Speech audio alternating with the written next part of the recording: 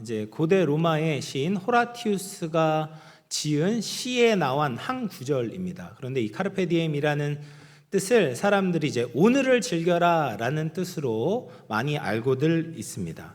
근데 이 카르페라는 말이 붙잡다, 거두다, 수확하다라는 카르포에서 나온 동사고, 디엠이라는 것이 이제 디에스라는 날이라는 뜻의 이제에서 나온 이제 단어예요. 그래서 카르페 디엠이라는 것을 이제 라틴어 전문가는 이렇게 해석을 합니다. 이제 고대에는 사람이 과일을 추수할 때 일일이 손으로 수확을 했기 때문에 굉장히 고된 작업이었다라는 것이죠. 그러나 오늘 그 고된 작업을 끝내고 나면 수확한 과일을 바라보게 될 때 비교할 수 없는 기쁨을 얻게 된다. 그것이 바로 이제 카르페 디엠이다라고 이야기를 합니다. 그래서 카르페 디엠은 쾌락을 추구하면서 오늘을 즐기라는 말이 아니죠. 오히려 오늘에 충실하라라는 말입니다. 오늘 수확할 것을 내일로 미루지 말라. 그러면 수확의 기쁨, 열매의 기쁨을 거둘 수 있다라는 거예요. 사랑하는 성도 여러분, 오늘 일하는 시간을 붙잡으시기를 바랍니다. 오늘 일을 내일로 미루지 마시고 매일매일 하나님께서 우리에게 주신 이 귀중한 생명을 하나님의 일을 감당하며 하나님께서 기뻐하시는 열매를 맺을 수 있는 저와 여러분 될 수 있기를 주님의 이름으로 축원합니다. 근데 이 카르페 디엠이라는 말을 또 잘못 받아들이는 사람이 있는 것처럼 오늘 본문 말씀을 보면 오늘 해야 될 일을 거부하고 게으르게 행했던 사람들이 나옵니다. 데살로니가 교인들 중에 일부 그런 사람들이 있었다라는 거죠. 그러면 왜 데살로니가 교인 중에 일부 사람들은 일하기를 거부하며 게으름을 부렸을까요? 먼저는 그들은 잘못된 종말론의 영향을 받았습니다. 그들은 예수님의 재림이 임박했거나 아니면 예수님의 재림이 이미 이루어졌다라고 말하는 거짓 가르침을 믿고 있었습니다. 그러니까 한국에서 유행했었던 다미 선교회와 같이 재림의 예수님이 가까이 왔기 때문에 더 이상 일을 하지 않고 광신적으로 예수님을 기다리려고 했던 것이죠. 하나님의 말씀과 현재 자신의 상황에 대해서 잘못 해석하게 될 때 일에 대해서 나태한 모습을 보이게 되었던 겁니다.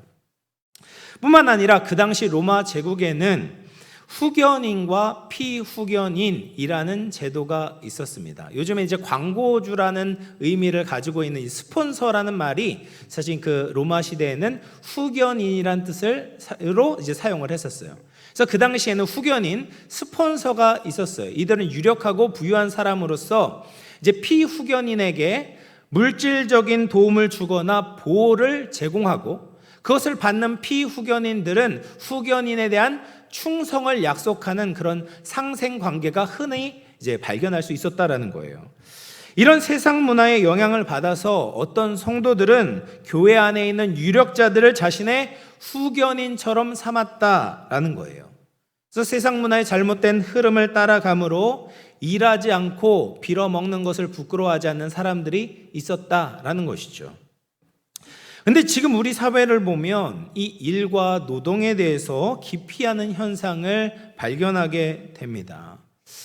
과거와 다르게 일을 막 열심히 하려는 사람들이 많이 없는 것 같아요. 조금 일을 하다가 그냥 실업급여를 받으면서 적당히 놀려는 사람도 있고 아예 구직 활동을 하지 않는 청년들도 40만 명이 넘는다고 합니다. 이런 현상에는 여러 가지 이유들이 있겠죠. 처음 직장을 잡았는데 자신이 기대한 것보다 보수가 높지 않은 겁니다. 그러니까 이러느니 꾸준하게 성실하게 일하기보다는 한번 대박을 노려보자라는 사람들도 많아졌어요.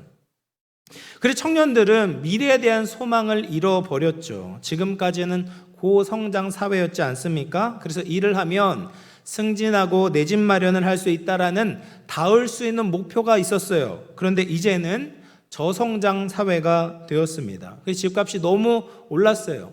청년들이 볼 때 하나도 안 쓰고 이 월급을 모은다고 해도 내 집 마련을 못할 것 같은 거예요.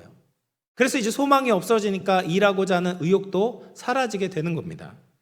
또한 일에 대한 가치관도 바뀌었습니다. 지금은 이제 워라밸이 굉장히 중요하잖아요. 그래서 일을 조금 해도 많이 또 놀 수 있는, 많이 즐길 수 있는 그런 일들을 찾는데 그런 꿈의 직장이 생각보다 많지 않는 거죠. 그래서 우리는 이런 사회적인 이유, 또 잘못된 철학의 이유나 신학적인 이유로 인해서 일을 열심히 하려는 마음이 점점 줄어들고 있습니다. 근데 사실 거창한 이유가 아니더라도 충분한 돈만 있다면 그냥 먹고 놀고 살고 싶은 사람들이 솔직히 많습니다. 일을 하라는 것이 우리에게는 그냥 불편한 말로 들리는 것이죠. 그런데 이런 우리의 자연적인 본성이 일을 하기 싫어하는 것만 보아도 일을 하는 것이 하나님의 뜻이라는 것을 눈치챌 수 있어야 됩니다. 그럼 말씀을 통해서 성도들이, 사람들이 왜 일을 해야 되는가, 그 이유들을 좀 살펴보도록 하겠습니다. 첫 번째로, 일을 왜 해야 되냐? 일을 하는 것은 하나님의 명령입니다. 여러분, 우리가 일을 해야 되는 가장 중요한 이유는 하나님께서 일하라고 명령을 하셨습니다. 데살로니가후서 3장 6절을 같이 읽어보도록 하겠습니다. 시작.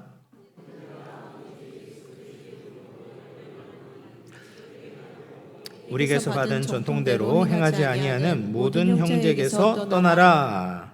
사도 바울은 지금 일하라고 명령을 하는데 누구의 이름으로 명령합니까? 우리 주 예수 그리스도의 이름으로 명령해요.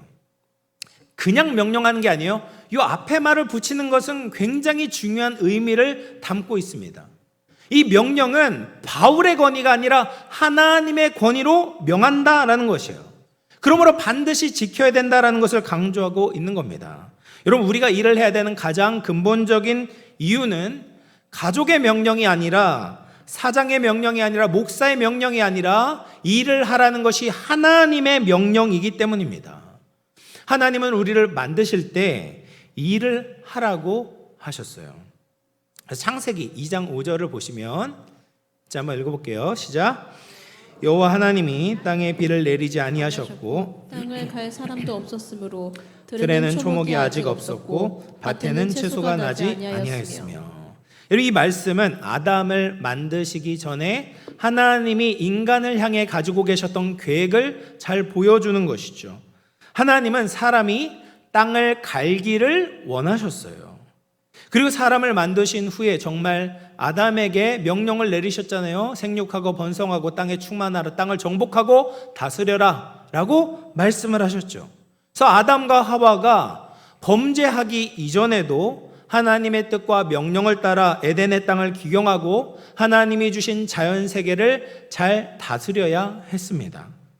이렇게 아담과 하와가 육체적인 노동을 할 뿐 아니라 정신적인 능력을 사용해서 일을 하기도 했어요. 창세기 2장 19절을 보면 하나님께서 각종 들짐승과 공중의 새를 지으시고 아담에게 데려가셔서 이제 아담이 이름을 짓도록 하셨습니다. 이름을 짓는다라는 것은 지배권을 가지고 있다라는 뜻입니다. 아담이 이 들짐승과 새들의 이름을 어떻게 지었겠습니까? 그냥 막 지은 게 아니에요. 각 생물들을 잘 관찰하고 그 특성을 이해한 뒤에 그 생물에 맞는 이름을 지어 주었던 것이죠. 하나님이 주신 지혜와 창의성을 가지고 아담과 하와가 피조 세계를 다스렸다라는 말입니다. 그래서 지금도 육체적인 일이 있고 주로 정신을 사용해서 하는 일들이 있습니다. 소위 블루칼라, 화이트칼라의 일이 있어요. 그런데 그런 일 중에 어떤 것이 더 가치가 있고 어떤 것이 덜 중요하다라고 말할 수가 없는 겁니다. 일에는 귀천이 없어요. 눈에 띄는 일도 중요하고 눈에 보이지 않는 곳에서 일하시는 분들의 일들도 중요한 겁니다. 찬양대의 일도 중요하고 제가 하는 일도 중요하지만 식당에서 봉사하고 설거지하는 일도 중요하다라는 거죠. 돈을 많이 벌건 적게 벌건 사람이 하는 일은 다 중요한 거예요. 이렇게 하나님께서 사람을 만드시면서 일을 하라고 명령을 하셨고 하나님의 뜻대로 세상을 다스리도록 하셨습니다. 내가 할 수 없는 일을 하라는 것이 아니라 하나님께서 우리에게 주신 은사대로, 하나님이 우리에게 주신 능력대로, 하나님이 우리에게 허락하신 시간 안에서 하나님의 일을 충성스럽게 감당해야 되는 거예요. 그러면 하나님이 왜 사람에게 노동을 하라고 명령하셨을까? 그 이유가 뭘까요? 우리를 괴롭게 하라고 이런 명령을 주신 것이 아니죠. 일을 시킬 노예가 필요하니까 사람을 만들고 부려먹으려고 하나님께서 그런 명령을 내리신 것이 절대로 아닙니다. 하나님은 전능하신 분이시죠. 사람에게 일을 맡기기보다 그냥 하나님 혼자서 일을 하시는 것이 훨씬 더 효율적이고 완벽하고 쉬울 겁니다. 그럼 왜 사람에게 일을 하라고 명령을 주셨겠습니까? 하나님이 우리를 사랑하시기 때문에 그런 명령을 주신 거예요. 우리가 하나님의 명령을 따라서 일을 할 때 복을 얻게 되는 거예요. 우리가 하나님의 명령을 따라 일을 하게 될 때 하나님의 영광에 참여하게 되는 것입니다. 우리가 하나님의 명령에 순종하게 될 때 하나님의 사랑을 받는 자들이 되는 거예요. 그래서 이를 경시하는 사회적인 이유, 철학적인 이유, 세상의 흐름을 넘어서 하나님의 말씀에 순종하게 될 때 하나님이 마련해 놓으신 축복을 누릴 수 있습니다. 사랑하는 성도 여러분, 하나님의 명령에 순종하여 일할 수 있기를 바랍니다. 하나님이 감추어 두신 그 축복은 우리가 순종할 때 열리게 되고 받을 수 있어요. 그래서 내 안에 있는 이 나태하고자 한, 게으르게 살고자 하는 이 죄성을 거부하고 또 일의 가치를 경시하는 세상의 풍조를 거부하며 주님을 위하여서 우리의 머리와 손과 발을 움직일 수 있기를 축복합니다. 이를 통해서 우리에게 부으시기를 원하시는 그 하나님의 은혜와 사랑을 누리며 살아갈 수 있는 저와 여러분 될 수 있기를 주의 이름으로 축원합니다. 두 번째로 우리가 왜 일을 해야 되는가? 우리는 일을 통해서 예수님을 닮아갑니다. 여러분, 성도의 가장 중요한 신앙의 목표는 예수님을 닮아가는 거예요. 우리의 모습을 통해서 존귀하신 예수님의 모습이 나타나야 됩니다. 그러기 위해서 우리는 그냥 가만히 있어서는 안 돼요. 쉬고 있는다고 예수님을 닮을 수 있는 것이 아닙니다. 예수님을 따라서 일을 해야 돼요.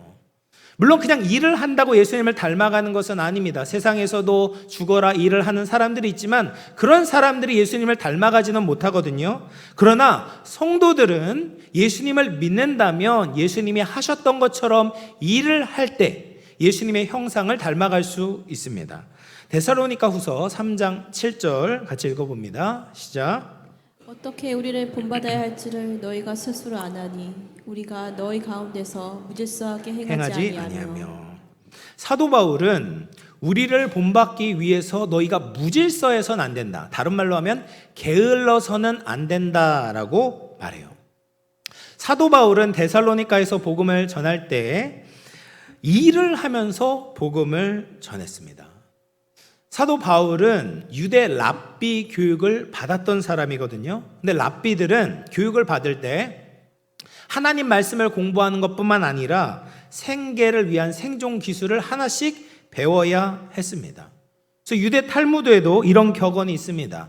자녀에게 기술을 가르치지 않는 것은 도둑질을 가르치는 것과 같다.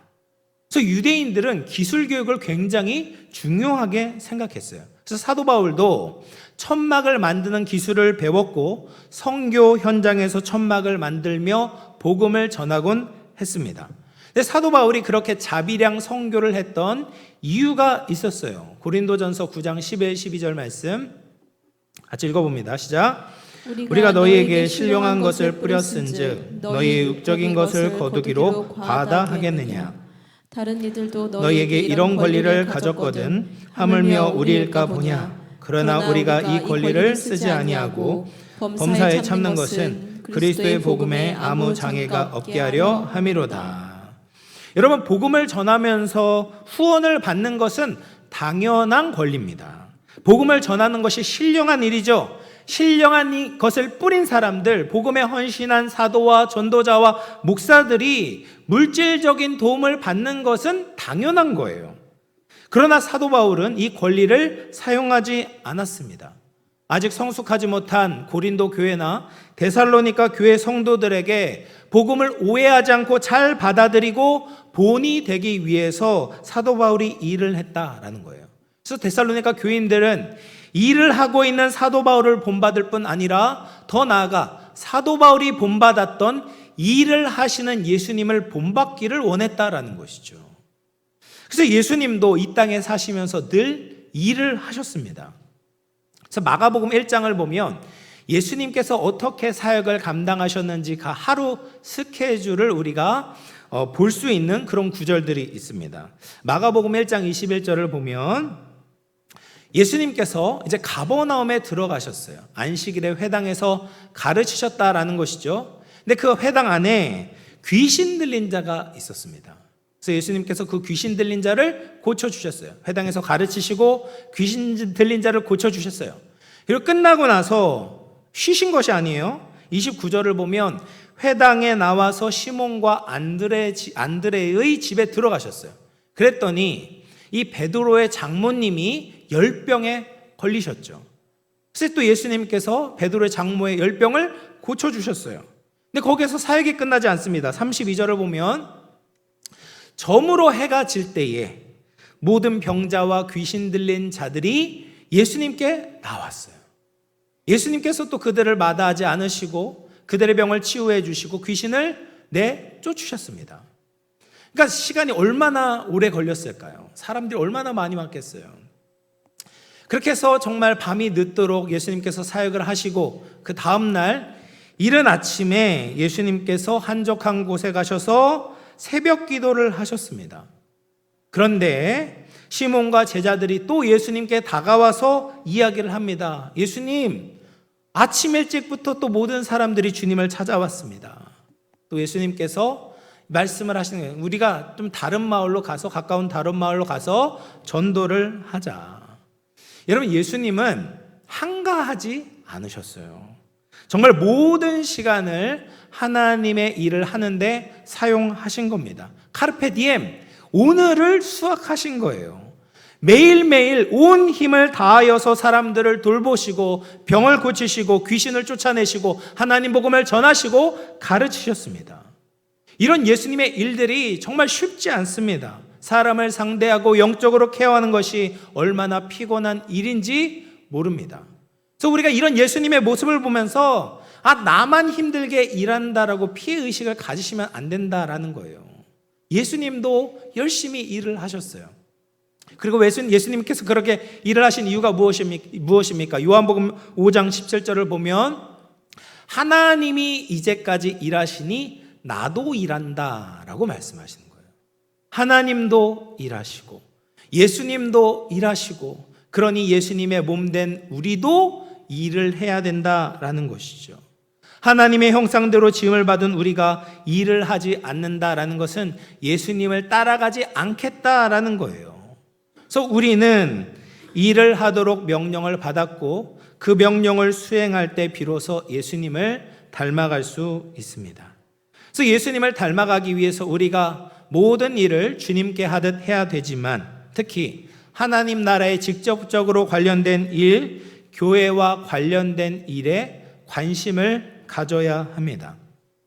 예수님의 생애도 몫으로 일을 하셨던 사적인 생애가 있었고 메시아로서의 그 하나님의 일을 감당했던 공적인 생애가 있었던 것처럼 우리도 세상 속에서 일을 하는 것도 필요하고 또 교회 안에서 일을 하는 것도 매우 중요한 것이죠. 그런데 이 두 종류의 일에 우선순위가 있습니다. 요즘 사람들은 이제 교회 다녀도 세상 일에만 우선순위를 두는데 그렇게 해서는 안 되죠. 성도는 먼저 그의 나라와 그의 의를 구해야 됩니다. 하나님 나라 일에 우선순위를 두어야 돼요. 세상 일은 열심히 하는데 교회 모임이나 교회에서의 사역에 관심이 없는 분들이 계시죠. 세상 일은 우리 가정의 생계와 직접적으로 연관이 되기 때문에 안 할 수 없지만 교회 일이야 안 해도 크게 타격이 없는 것 같습니다. 그러나 우리가 교회 일을 등한시하게 될 때 영적인 유익을 다 놓칠 수밖에 없어요. 성도는 교회 안에서 자신의 위치를 바르게 발견할 수 있습니다. 교회 안에서 자신을 보지 않고 무관심하게 살아가게 된다면 우리는 하나님 나라에 거치는 돌이 되는 거예요. 하나님 나라 사역을 방해하게 되는 겁니다. 여러분 몸이 있는데 주의 몸된 교회가 몸이잖아요. 그리고 우리는 그 몸을 이루는 지체들이잖아요. 근데 몸이 앞으로 가려고 해요. 근데 다리가 게을러서 몸을 따라가지 않는다면 어떻게 되겠어요? 넘어지는 거예요. 넘어지는 거죠. 우리가 마치 그렇게 될 수 있다는 거예요. 하나님 나라의 사역을 방해하게 되고 거치는 돌이 될 수 있다는 거죠. 뿐만 아니라 우리가 교회를 무시하면 세상에서의 일도 거룩한 방향을 잃어버리게 됩니다.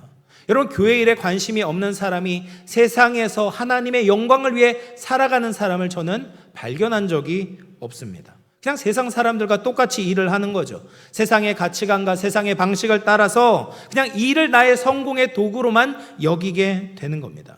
그래서 우리는 주의 몸된 교회를 위해서도 일을 하고 세상 속에서도 하나님을 위하여서 일을 하며 예수님을 닮아가야 합니다.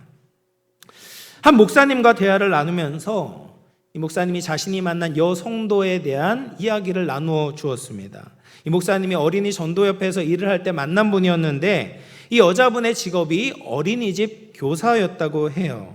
그런데 이분은 늘 자신을 소개하기를 나는 선교사다라고 소개를 한다고 합니다. 아이들을 돌볼 때 하나님의 사랑을 전하는 선교사로서 전도자로서 그 사명감을 늘 잊지 않고 깨어 있으려고 노력한다라는 것이죠.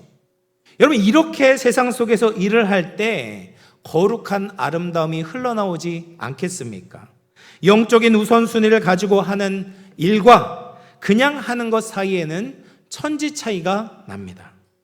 하나님의 의와 하나님 나라를 위한 마음을 가지게 될 때 돈벌이로 아이를 대하는 것이 아니라 그리스도의 사랑을 전해주어야 되는 대상으로, 복음의 대상으로 그 아이들을 보게 되고 아이들은 선생님을 보면서 예수님의 모습을 발견할 수 있는 것이죠. 사랑하는 성도 여러분, 이를 통해 예수님을 배울 수 있기를 축복합니다. 먼저 하나님의 나라를 생각하며 일을 하려고 할 때 세상적인 일도 하나님을 향한 일이 되는 겁니다. 먹고 살기 위해 어쩔 수 없이 하는 일이 아니라 하나님이 영광 받으시는 일이 되고 우리도 예수님의 형상을 닮아가는 영적 훈련의 장이 되는 것입니다. 그래서 이를 통해서 예수님께 더 가까이 나아가며 예수님의 영광을 드러낼 수 있는 저와 여러분 되기를 주님의 이름으로 축원합니다. 세 번째로 우리가 왜 일을 해야 되는가? 일을 해야 열매를 얻게 되기 때문입니다. 여러분, 우리는 일을 해야 열매를 거두죠. 당연한 말이죠. 당연한 진리입니다. 데살로니가후서 3장 10절 우리 같이 한번 읽어봅니다. 시작. 우리가 너희와 함께 있을 때에도 너희에게 명하기를 누구든지 일하기 싫어하거든 먹지도 말게 하라 하였더니. 바울은 일하기를 싫어하는 사람은 먹지도 말게 하라. 우리 권사님들 자녀들에게 얼마나 많이 하셨어요. 일하기 싫으면 먹지도 마. 이렇게 하면서.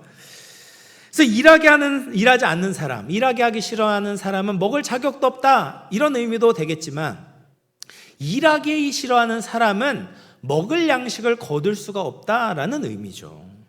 여러분, 일을 하지 않는 사람은 먹을 양식을 거둘 수가 없습니다. 씨를 뿌려야 거둘 수가 있죠. 이것은 변하지 않는 진리입니다. 일을 하지 않으면 거둘 수가 없어요. 이것은 에덴 동산에서도 마찬가지였어요. 그래서 아까 봤던 그 창세기 2장 5절을 다시 한번 보여주시면 여호와 하나님이 땅에 비를 내려주셔야죠. 그렇죠? 하나님께서 은혜를 베풀어 주시고 또 땅을 사람이 갈지 않으면 초목이 없고 밭에는 채소가 날 수 없다라는 말이에요. 일의 강도나 땅의 비옥함이나 기후 조건은 달랐지만 에덴 동산에서도 사람이 일을 해야 열매를 거둘 수가 있는 거예요. 예수님도 하나님의 일을 하지 않았다면 어땠겠습니까? 예수님의 제자라는 열매를 볼 수 없었겠죠. 세상을 향한 구원이라는 열매를 맺을 수 없을 겁니다. 우리와 같이 하나님을 만나는, 하나님을 믿는 교회라는 열매를 거둘 수 없었을 거예요. 그러면 하나님의 뜻대로 이 세상을 다스리실 수가 없는 거죠. 그래서 하나님은 우리에게 심으라고 하십니다. 일을 하라고 하세요. 그러면 하나님께서 자라게 하실 것이다, 너에게 열매를 주실 것이다 라고 약속하고 계십니다. 근데 가끔 보면 이 기본적인 사실을 무시하고 하나님을 오해하고 원망하는 사람들이 있습니다. 자신은 일을 하지 않으면서 내가 하나님을 이렇게 섬겼는데 왜 나는 이렇게 가난하냐라고 신앙의 오해를 갖는 분들이 종종 있어요. 또 학생 같은 경우에는 학교에서 공부는 열심히 안 하면서 나는 왜 이렇게 성적이 안 좋냐라고 하면서 하나님이 없나 보다 신앙적으로 오해하고 실망하는 애들이 있어요.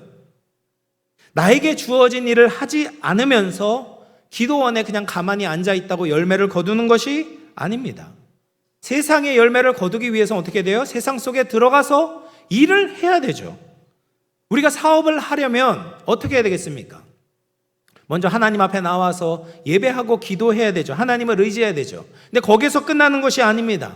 리서치도 해야 되고 지금 세대 니즈도 파악하고 투자자도 만나고 함께 일할 수 있는 동역자들도 만들어야 되죠.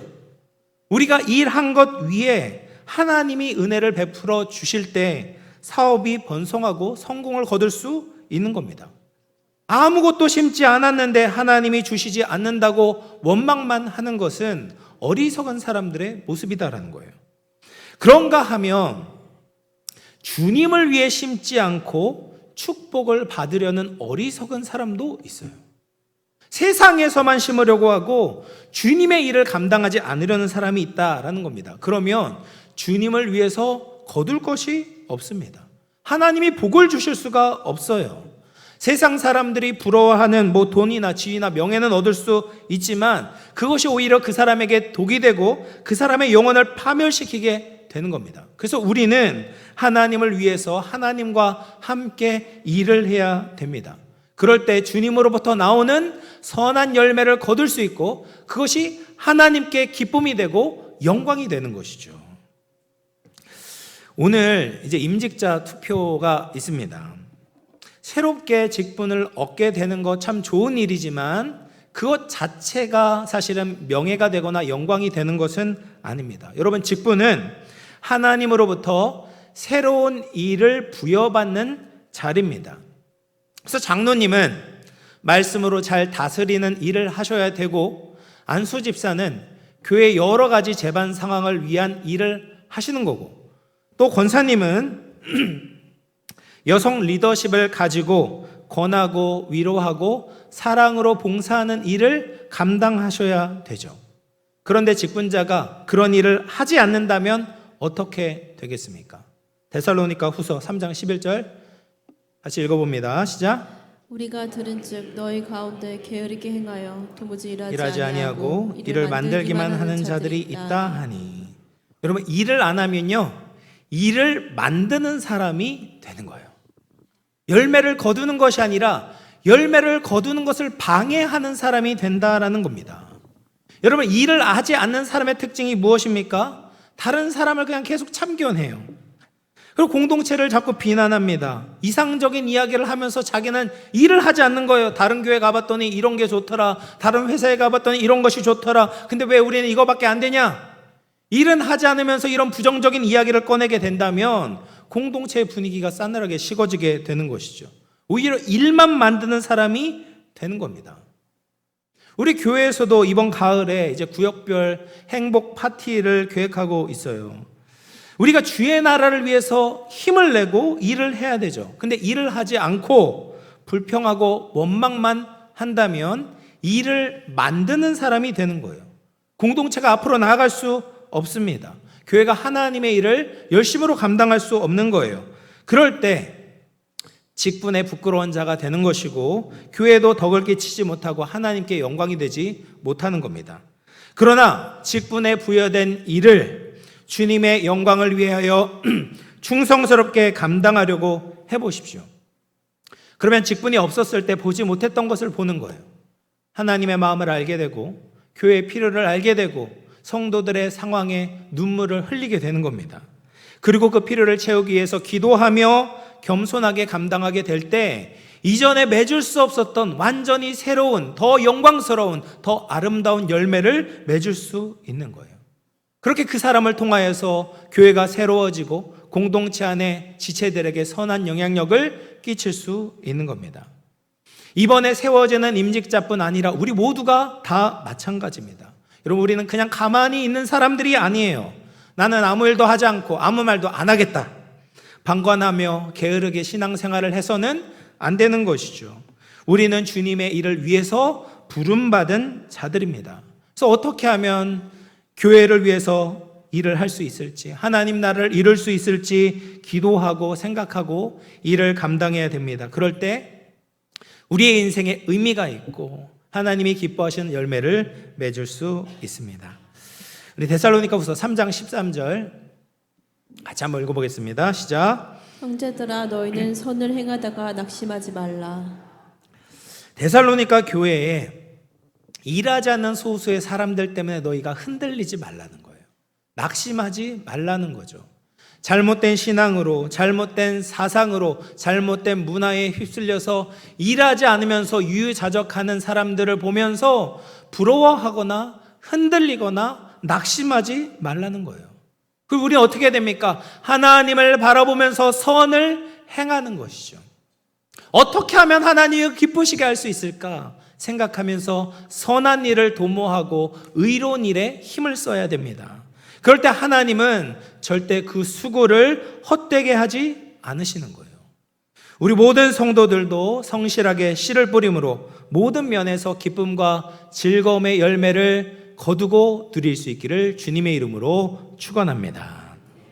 이제 말씀을 마치겠습니다. 여러분, 이제 9월이 되면서 2025년 하반기 사역이 시작이 됐습니다. 여러분, 교회에서 일을 하는 것, 또 가정에서 일을 하는 것, 또 세상 속에서 일을 하는 것이 힘이 들죠. 지칠 때도 있습니다. 그러니까 물론 우리에게 쉼과 안식이 필요합니다. 그런데 그 안식이 진짜 빛날 수 있는 전제가 무엇이냐? 6일간 우리가 하나님과 함께 열심히 일을 하는 거예요. 그러면 우리가 쉬고 있는 그 동안에 하나님께서 은혜의 단비를 부어주시는 겁니다. 하나님께서 자라게 하시는 은혜를 경험하게 되는 거예요. 그래서 우리는 땀을 흘리고 눈물을 흘리며 씨를 뿌리게 될 때 하나님께서 기쁨으로 단을 거두게 하십니다. 여러분, 여호와를 위하여서 일을 하시고 여호와를 위하여서 드려보십시오. 그러면 하나님께서 후히되어 누르고 흔들어 넘치도록 우리에게 안겨주실 줄로 믿습니다. 우리 모두 성령의 능력으로 선을 행하며 낙심하지 않고 끝까지 주의 일을 감당하며 풍성한 열매를 맺는 저와 우리 모든 영암의 가족들 다 될 수 있기를 주님의 이름으로 축원합니다. 우리 말씀을 생각하면서 같이 한번 기도하겠습니다. 여러분, 우리가 일을 한다는 것은 정말 소중한 축복의 기회입니다. 일이 맡겨질 때 그냥 짐으로만, 부담으로만 여기는 것은 잘못된 오해입니다. 하나님은 일을 통해서 우리에게 축복하시기를 원하시는 거예요. 하나님을 위해서 일을 하면서 예수님을 닮아가도록 하십니다. 이를 통해서 우리에게 기쁨의 열매를 얻게 하시고 하나님이 기뻐 받으시는 열매를 거두기를 원하시는 것이죠. 주님, 우리가 생애를 다할 때까지 충성스러운 청지기가 되게 하여 주시옵소서. 악하고 게으른 종이 되는 것이 아니라 하나님과 주의 나라를 위해 일을 하며 풍성한 열매를 거두는 우리 모든 성도들 되게 하여 주시옵소서. 말씀을 생각하며 우리 같이 한번 기도하도록 하겠습니다.